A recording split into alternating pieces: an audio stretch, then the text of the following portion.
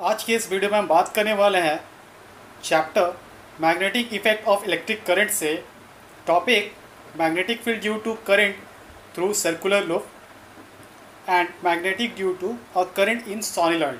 तो चलिए स्टार्ट करते हैं।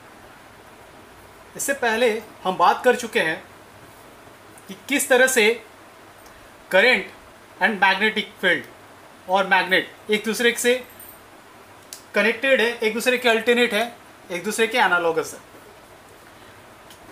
जब किसी सर्किट पे हमने देखा तो ऑरस्टेड एक्सपेरिमेंट में जब किसी सर्किट पे करंट फ्लो हो रहा था और उसके पास हम कोई मैग्नेटिक कंपास रखते हैं तो वो मैग्नेटिक कंपास डिफ्लेक्ट कर रहा था। इसका रीज़न ये है कि इस सर्किट के चारों तरफ मैग्नेटिक फील्ड इंड्यूस हो रहा था। इस लेक्चर को आगे बढ़ाते हुए आज हम पढ़ेंगे magnetic field due to current through a circular loop. Current through a circular loop, ये हमारे पास एक सर्कुलर लूप है। इस सर्कुलर लूप में इस डायरेक्शन पे current as a circular loop के अलॉन्ग ए से बी की तरफ करंट फ्लो हो रहा है। अब हम जानते हैं राइट हैंड कर्ल रूल से हमने जाना है कि किसी भी कंडक्टर पे मैग्नेटिक फील्ड हम कैसे निकालेंगे अगर उस कंडक्टर पे करंट फ्लो हो रहा है। तो सपोज ये कोई कंडक्टर है, इस डायरेक्शन में करंट का फ्लो है, तो हम अपने थंब को करंट के डायरेक्शन में रखेंगे और अपने फिंगर को कर्ल करेंगे। जिस डायरेक्शन पे फिंगर कर्ल हो रहा है उस डायरेक्शन पे हमारा मैग्नेटिक फील्ड का डायरेक्शन होगा। इसी तरह से सिमिलरली मान लेते हैं हमारे पास सिमिलरली एक सर्कुलर लूप है। ये इस सर्कुलर लूप में इस डायरेक्शन से करंट इस तरह से आ रहा है, ठीक है, कुछ ऐसा। तो करंट यहाँ से इस डायरेक्शन में फ्लो होकर के करंट इस तरह से होते हुए इस डायरेक्शन में आ रहा है। जब इस डायरेक्शन से करंट जाएगा मैग्नेटिक फील्ड ऐसे निकलेगा, इस डायरेक्शन में करंट जाएगा मैग्नेटिक फील्ड इस तरह से निकलेगा, इस डायरेक्शन में मैग्नेटिक फील्ड ऐसे, इस डायरेक्शन में मैग्नेटिक फील्ड इस तरह से और इस डायरेक्शन में मैग्नेटिक फील्ड कुछ इस तरह से।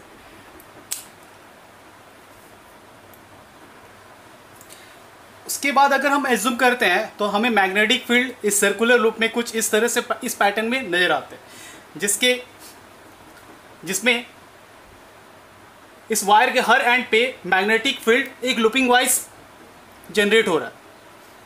तो हम देखेंगे कि सेंटर के एरिया पे मैग्नेटिक फील्ड हर रेडियस पूरा सर्कमफ्रेंस है, इस रिंग के सारे सर्कमफ्रेंस से मैग्नेटिक फील्ड आएंगे और सेंटर पे उनका डेंसिटी इंक्रीज होगा। सेंटर पे डेंसिटी इंक्रीज होने के बाद उनका डायरेक्शन है लेफ्ट टू राइट, लेफ्ट से राइट की तरफ, यहाँ से यहाँ सपोज इस जगह। तो ये वाला एरिया, ये रीजन में हम देख रहे हैं कि मैग्नेटिक फील्ड के लाइंस के जो डेंसिटी अब बहुत ज़्यादा क्लोज है, जिसकी वजह से क्लोजनेस डेंसिटी की वजह से हमें इस जगह पे एक लीनियर मैग्नेटिक फील्ड मिलता है। एक लीनियर मैग्नेटिक फील्ड जहाँ से हम देख सकते हैं कि अगर magnetic field lines left to right जा रहा है, दैट मीन्स यहाँ पे कहीं नॉर्थ पोल और इस जगह पे कहीं साउथ पोल एग्जिट करेगा। ये जो सर्कुलर लूप वायर है इस पर करंट का डायरेक्शन कैसा है, मान लीजिए ये वो वायर है और इस पर ये लॉन्ग वायर ये पॉजिटिव टर्मिनल और ये शॉर्ट वायर ये नेगेटिव टर्मिनल सपोज ये मान रहे हैं। दैट मीन्स करंट इस डायरेक्शन से होते हुए इस डायरेक्शन की ओर जा रही है। दैट मीन्स हम बोल सकते हैं कि करंट यहाँ पे एंटी क्लॉक घूम रही है, एंटी क्लॉक वाइज करंट घूम रहा है इस तरह से इस डायरेक्शन में। अगर एंटी क्लॉकवाइज करंट मूव करता है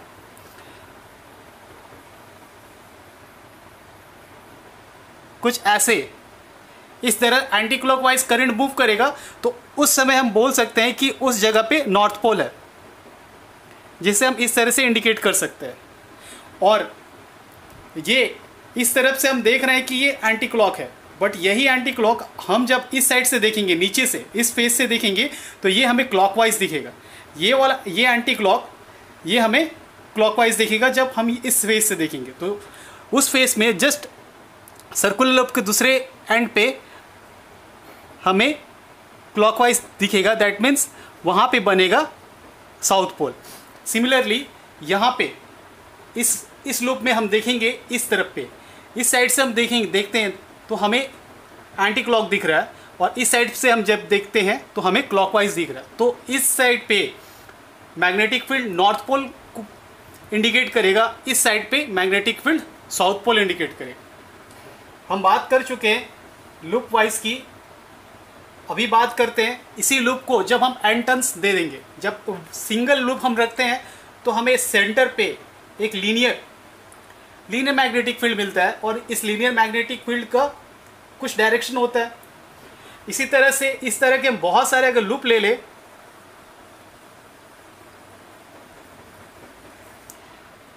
तो ये लूप को हम कहते हैं सोलेनॉइड।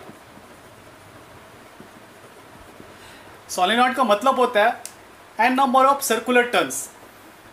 जब इस तरह की वायर को जब हम एन टर्न्स दे देते हैं तो उसे हम सोलेनॉइड कहेंगे। कुछ ऐसा, एक यहाँ पे एक नहीं, यहाँ पे देख सकते हैं कई सारे लूपिंग है। और तो इस केस में जब हमने वायर को लूप दे दिया है तो इसके क्रॉस करंट फ्लो होगा, वो करंट का भी डायरेक्शन लूपिंग वाइज होगा, इस तरह से लूप वाइज होगा।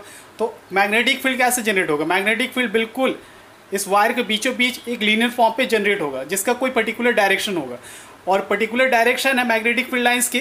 तो यहाँ पे हमें एक मैग्नेटिक फील्ड का अरेंजमेंट मिलेगा, बिल्कुल ऐसे।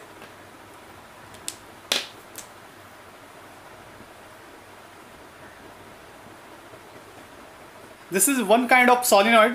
सोलेनॉइड का मतलब ही होता है एन टर्म्स ऑफ वायर। तो मैंने यहाँ पे N number of circular loop लिया है, और ये सर्कुलर लूप एक मेटल पे लिया है। अब जब करंट इसके थ्रू पास होगा, इस सर्कुलर लूप के थ्रू, तो अपने सर्कुलर लूप के सेंटर पे current magnetic field lines straight wise generate करेगा, जहाँ पे मैग्नेटिक फील्ड लाइंस बिल्कुल इस तरह से स्ट्रेट होंगे।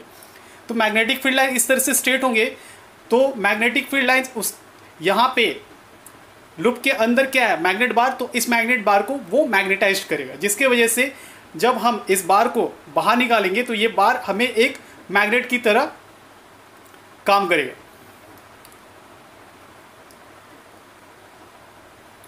ये थी सारी मैग्नेटिक फील्ड और सोलेनॉइड्स के बारे में। मिलते हैं आपसे नेक्स्ट वीडियो पे, तब तक के लिए गुड बाय।